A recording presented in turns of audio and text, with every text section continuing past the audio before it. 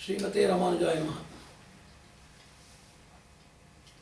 There are two schools of thought about universe and life. One says that everything is accidental and no purpose is there, but we should use it in a purposeful way. The other school of thought emphasizes that there is a purpose behind the existence of life and emergence of universe. It is systematic. It has a direction, it has a purpose, it has a destination, and moreover it has a director who is known as creator. So based on this purposeful universe and life systems, we always imagine or we are capable of inferring that if there is a director who has produced all these resources to us, certainly he would have provided all possible resources for making it accomplishable.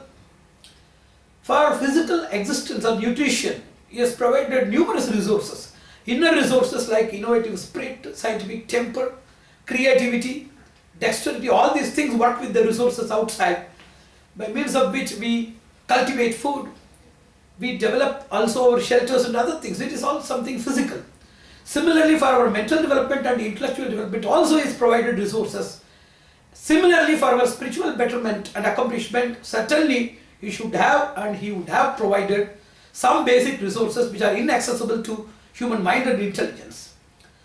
That pre-programmed codifications of spiritual network or spiritual fabric or spiritual understanding comprehensively and completely comes under a special nomenclature known as scripture. That is the God-given manual which was parallelly produced at the time of creation in order to see that mankind realizes it and also uplifts themselves and others in all possible ways of life. So it has created a system of revelation of wisdom or manifestation of wisdom in the form of scripture, in the form of a seer, in the form of lineage, in the form of inculcation. All these various things, they emerged in course of time. And whenever we call something as universal, especially Vedas, you know that we call it as universal treatise, we are also capable of seeing some of the different tones which are apparently different from what it is universal. It has something connected with exclusive human standards and social status. It is also having common human wellness, common human aspirations and necessities. It is also having glimpses of something which is beyond common human imagination, inspiration, as well as his attaining abilities. So it deals with something paranormal, something normal, something common, something exclusive, something universal. So it's a medley of varieties. So we should understand that the basic tone of Vedas is universal.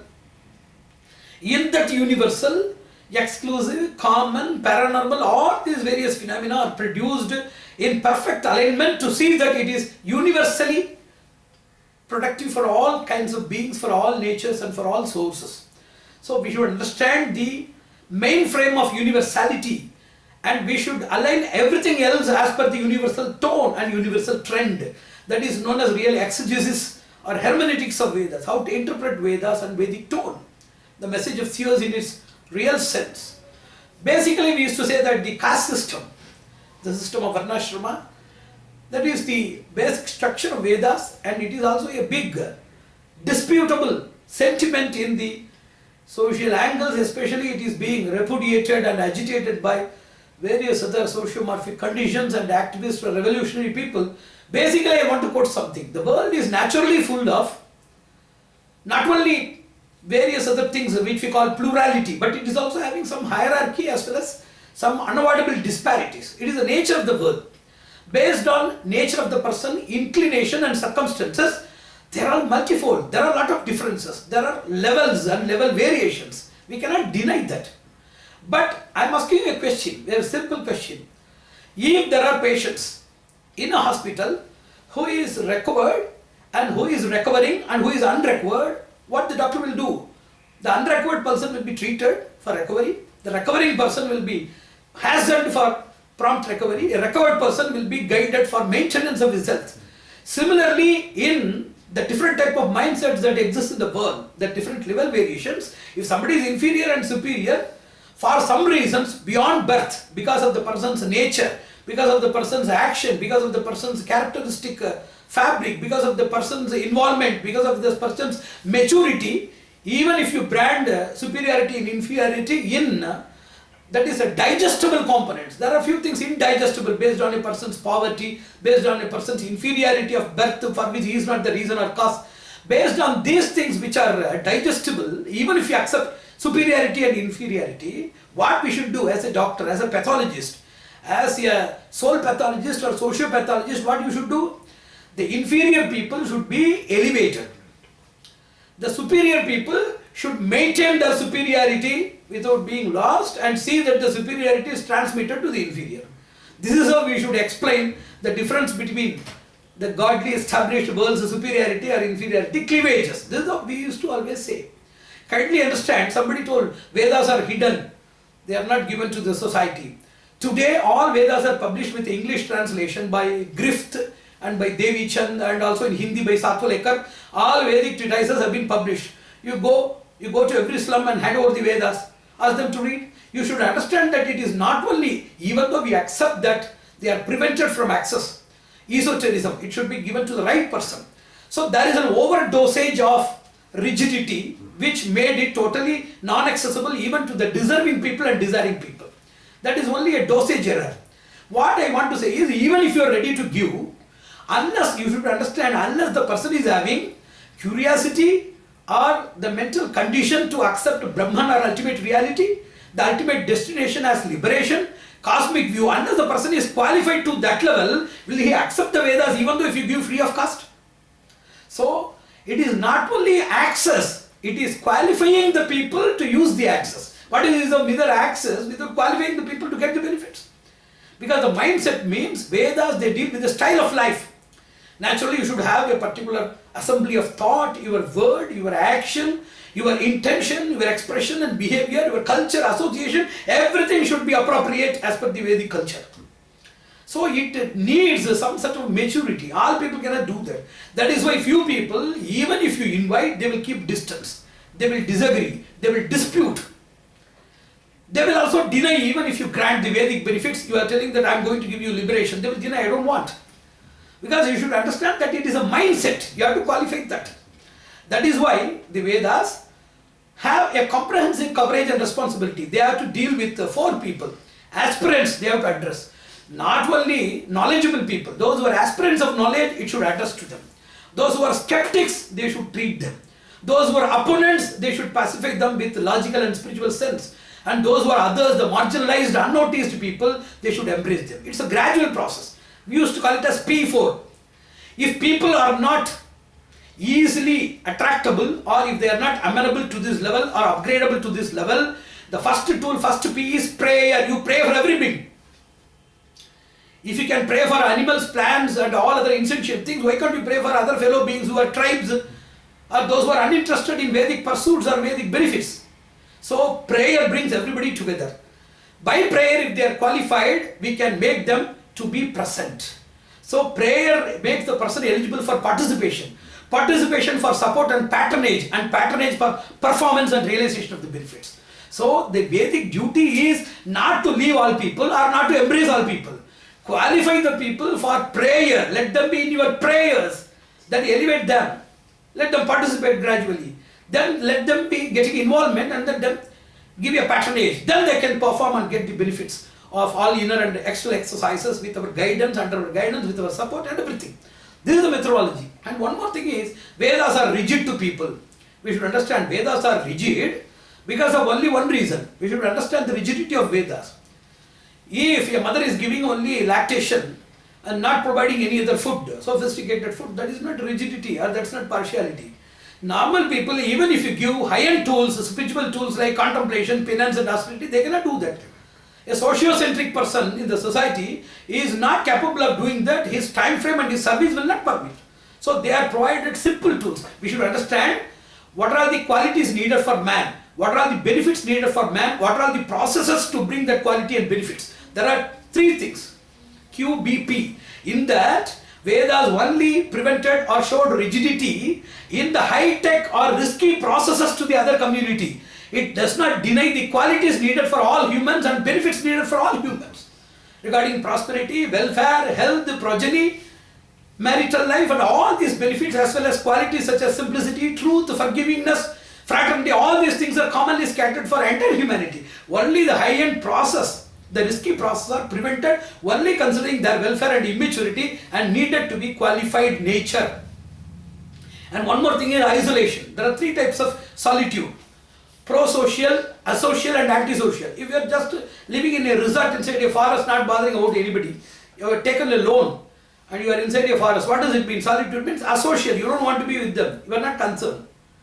Second is antisocial, like thieves are there and these antisocial terrorist elements are there inside the forest, that is antisocial solitude. But Rishi is just as in a family, a person is there, he is the householder.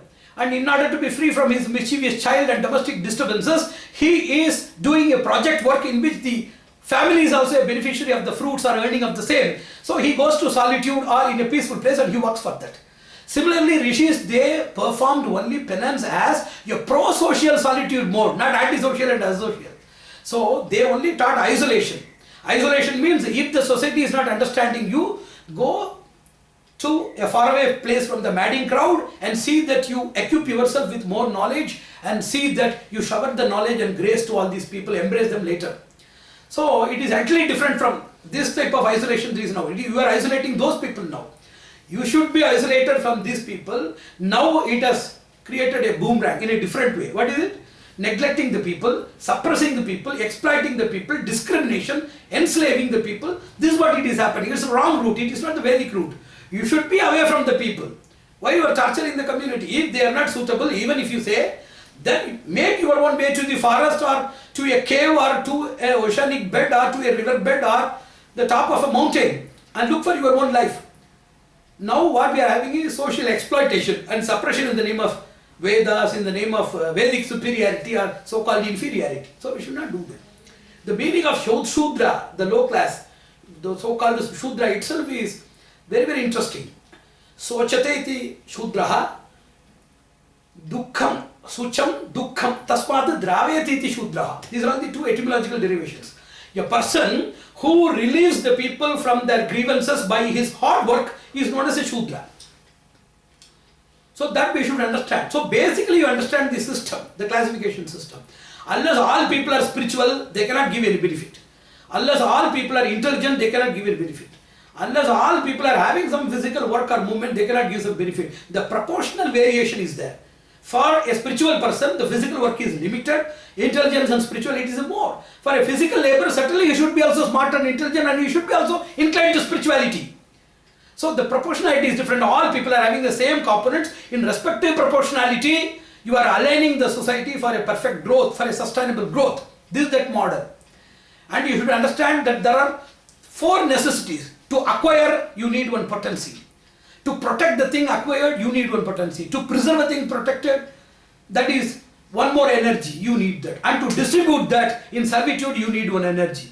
So the acquisition power is Sharma, protection power is Varma, preservation is Gupta, and distribution, humility and servitude is Dasa. These are all the four behaviors essential for every personality at the time of their respective work. For example, great kings like the king of Bhuvaneshwar, Orissa, the king of Travancore, they have been known only as Jagannatha Dasa and Padmanabha Dasa. They are Kshatriyas. And all people, great realized souls, great worshipable personalities, they named themselves as, or called by people as Ravi Dasa, Ram Dasa, Kabir Dasa. So you should understand what they want to expose. This qualitative division should be there. Kindly understand the present caste system should be realigned as self-assessment and promotion exercise with mutual understanding and interactive development. Every person should respect divinity inside the Brahmin community, and Brahmin should realize the latent universal divinity present in every community of the world. Unless this mutual respect and reverence is brought, it is very difficult. It is very difficult for the society to survive with values and spiritual principles. And coming to various points that are to be discussed in today's lecture, Vedas, they have universal message always. It is your prudence or spiritual perspicacity by which you are extracting the messages from Vedas. Vedas, they won't talk at length. They give a small tag which is encapsulated with voluminous mountains of wisdom heaps.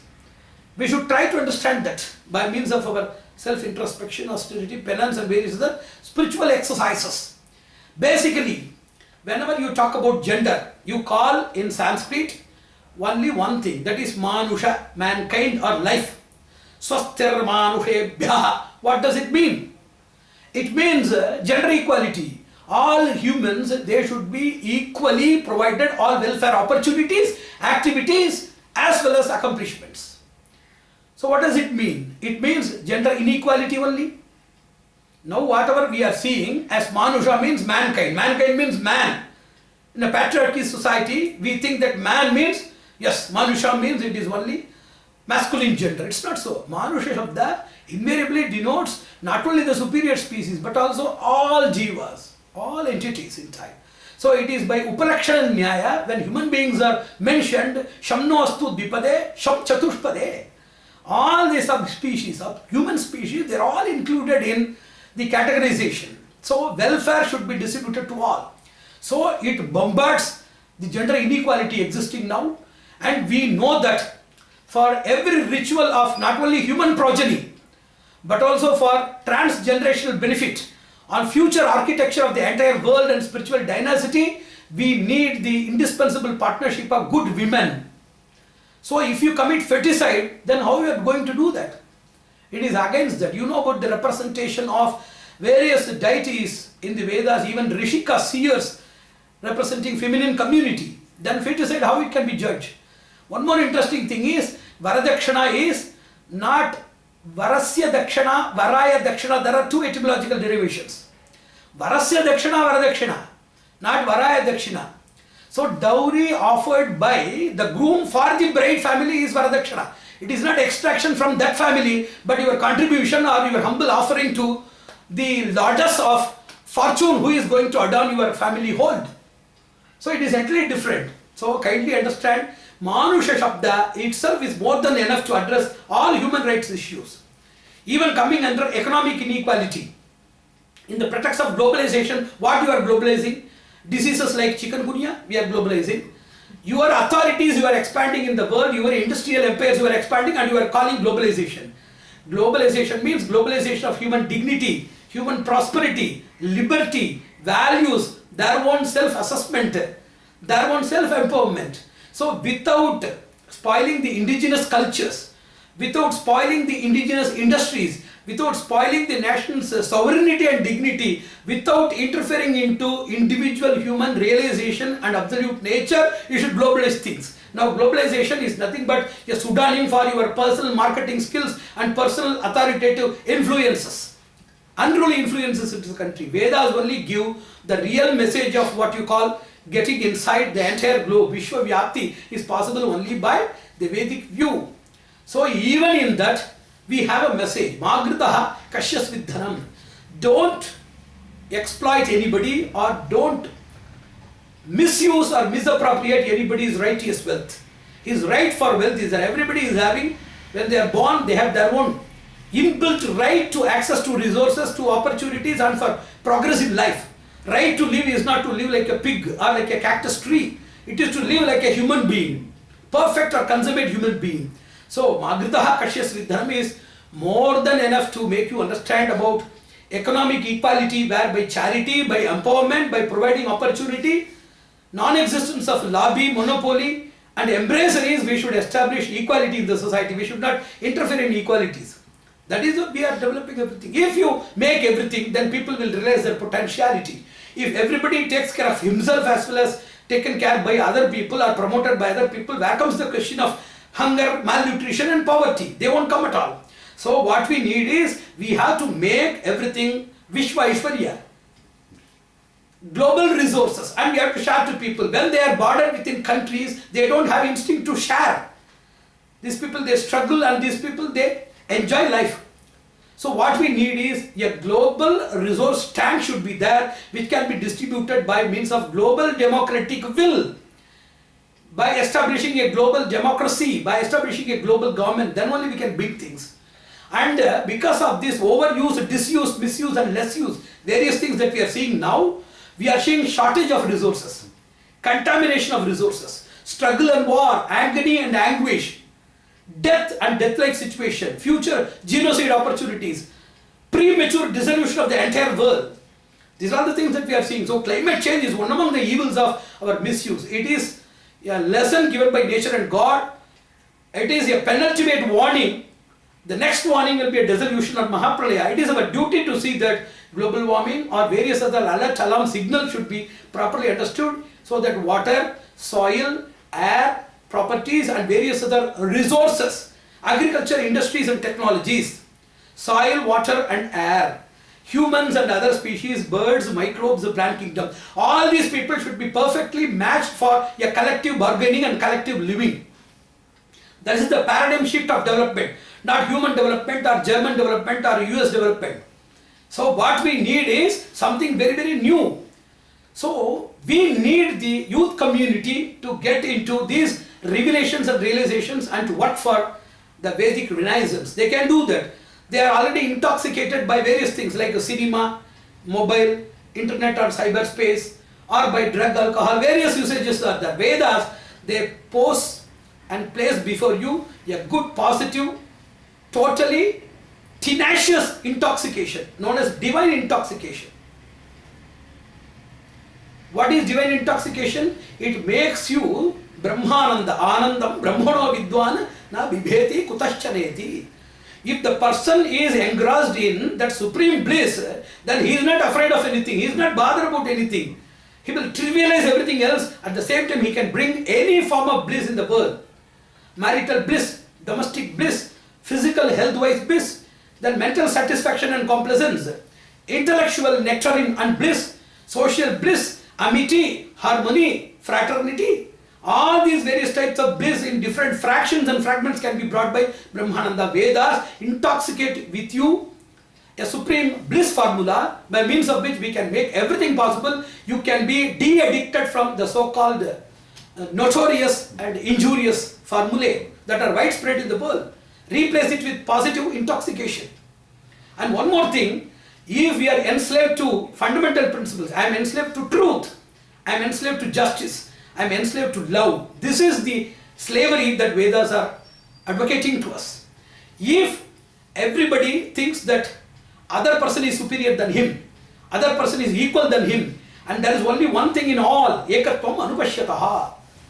And even if you think or realize that God himself is enslaved by love, truth and justice of devotees, then where comes the question of you enslaving other human communities and torturing them? This realization can be triggered if it enters into the enslaving people, or if it enters inside, if it enters the enslaving community or the dominant community, they will get transformation. If it enters into the slaved community, it will result in revolution. Whatever happens, the society will be freed from slavery. And we talk about United Nations. You also talk about the United Nations Declaration of Human Rights. What we are talking is also United Nations, UN. UN means universal network and universal nature, what we call Veda, what we call Deva. If you name the source, that is known as Veda. If you name the person or destination or personality behind it, that is Deva. Whether it is Veda or Deva, universal nature and universal network, it has already declared human rights. What is that? Tena tyaktena bunjita. Whatever you relish from your resources, tyaktena, leave it for others, for other communities, other species. It will be useful in all contexts. It will be useful to every personality, in every walk of life, in every aspect of human proficiency and efficiency, it will reflect. That much is the greatest message of universal nature's declaration and network's declaration, which is greater than our senior-most antediluvian or eternal Sanatana or Nitya Sandesha. It is a declaration given by, Udghoshana given by our own traditional Veda. This is more than enough. This is a single sutra, aphorism. Whereas all the other treatises are having voluminous illustrations and explanations. So we should understand that Vedas take us to a power beyond us, a power behind us, inside us and around us. It may be known as a supreme or ultimate truth or whatever you call, but Vedas provide you steps. There is only one God, monotheism. Monotheism is not suggested by Vedas, it is emphasized by Vedas, but polytheism is prescribed by Vedas, because just as the language development of a child, the physical development of a child, intellectual growth of a child's development is only by step by step. Regarding spiritual empowerment also, first he should be educated with nature, then he considers nature along with few forces, then nature forces controlled by a supreme deity. So it is a gradual development of getting into what we call as a proximate and intimate vision. Nikata, Sannikata, Atisannikata, Atyanta Sannikata Darshana, we used to say. We see that everything is natural.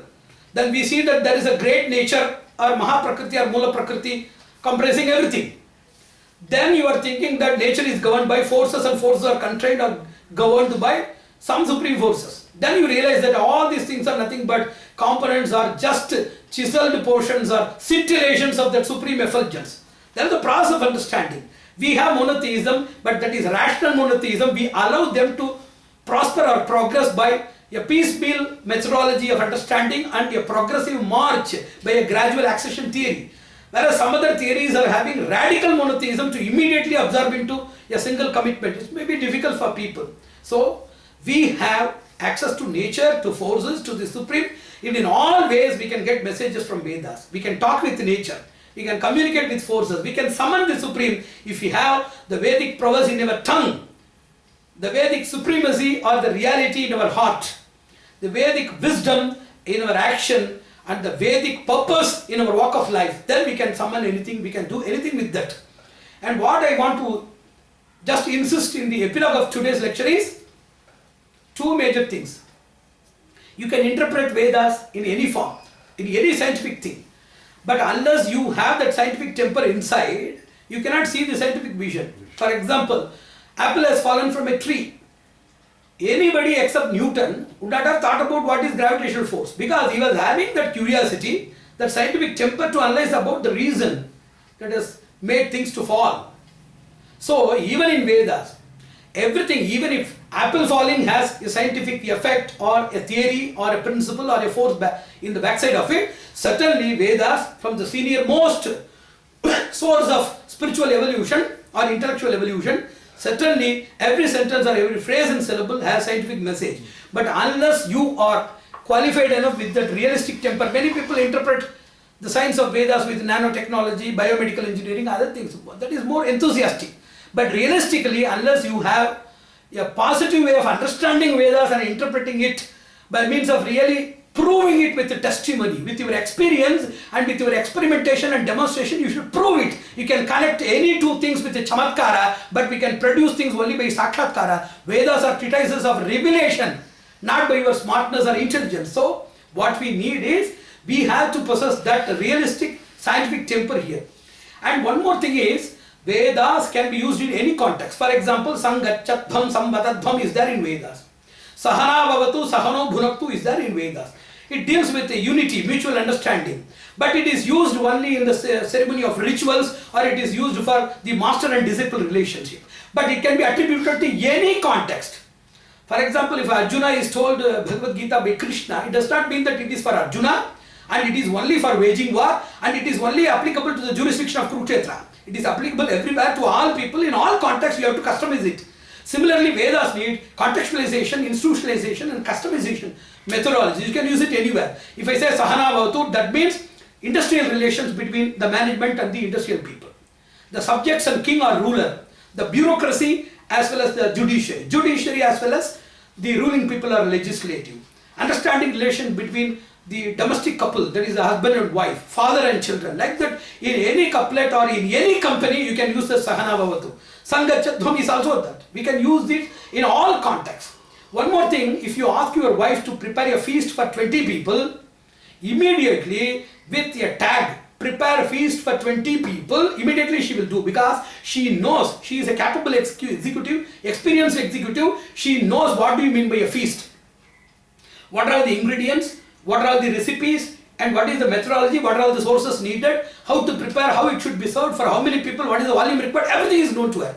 Similarly, if you say Satyam Vada, Dharman Chara, if you say to people, Satyam Vada means if you say to normal people, they will just say, okay, we should follow truth. Then, if it is said to a good executive, capable executive, with that Satyam Vada, he will not only listen to the words and peripheral meanings, he will classify that Satya into thousands of parts of applicability, attainability, challenges, and encountering technologies. Like that, he will have the universal vision of every small statement. A small statement is more than enough. Kevala gho bhavati kevaladi. There is a Vedic statement. If anybody is eating something alone without sharing to others, they are not eating their rejoicement. They are eating the sin. Anybody eating alone is eating nothing but sin. That is a Vedic statement. It can be used for our self-centric nature and exploiting nature that we are doing in every walk of life. Industrial, business, social, environmental, all things we can use. So what I say is, if you have the temper, then you can bring out thousands of aphorisms from every syllable of Vedas. Similarly, if you instill that knowledge to a capable executive, the capable executive from that one word will realize the entire paramount peak of Vedic knowledge and panoramic view of Vedic disciplines, and he can create a very wonderful thing in the society. So Vedas are meant for all, and you should understand that caste system is not a fixed system. It is subjected to downfall and upliftment. Those who are inferior, by means of their penance and because of their sincere efforts, they can be uplifted. We have seen Trishanku, when he was cursed by Vashishta, immediately he became a cursed person, Chandala.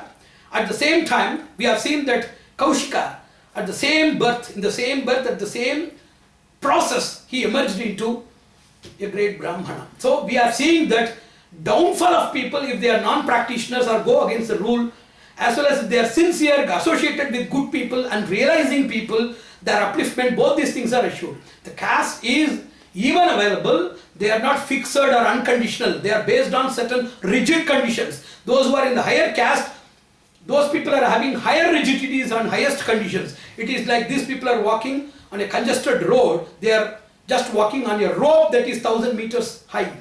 So they should be more careful, they should be more compassionate, they should be more calibrous and see that they develop their knowledge in such a way that they don't lose it for the generations and for the general society. We should understand this. Unless we understand, we cannot get that benefit at all. So Vedas are universal, they are eternally relevant, they are applicable for all walks of life. Let us use that Vedic wisdom encapsulated into various verses. You need not go for the elaborations. Let it be distributed and let us immediately ignite the mission.